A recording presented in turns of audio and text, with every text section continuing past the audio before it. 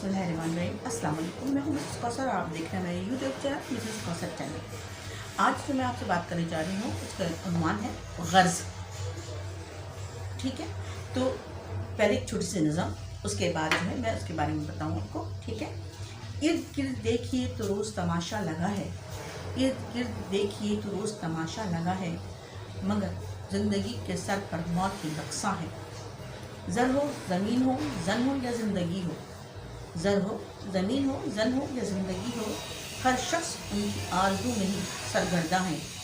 आरज़ुओं की दुनिया अलग है और जुस्तजू की अलग। उम्रा हो या फ़ुक़रा, सब इसी ने गलताओं पेचा है। तो ज़िंदगी की सबसे बड़ी हकीकत गर्ज़ है।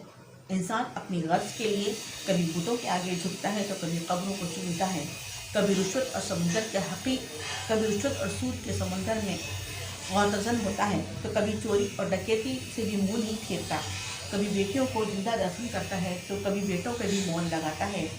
इंसान अपनी गर्ज़ पाने के लिए इस कदर पस्ती के क़ारे मज़ल्लत में गिर जाता है कि जानवरों को भी अपने जुल्म का निशाना बनाता है, मगर कभी नहीं सोचता कि शुक्र और सब्र दो ऐसी अजीम सिफ़ात हैं जो किसी इंसान को फरिश्ता बनाती हैं। इसलिए हमें इस्लाम तालीम देता है कि अपने नफ्स के ग़ुलाम बनने के बजाय नफ्स पर काबू पाना सीखें, क्योंकि नफ्स पर काबू पाकर ही हम अपने गर्ज़ से भरी दुनिया को बेगर्ज़ बना सकते हैं और ज़िंदगी को जन्नत का नमूना कर सकते हैं जो हमारे हाथ में है। शुक्रिया। अल्लाह हाफ़िज़।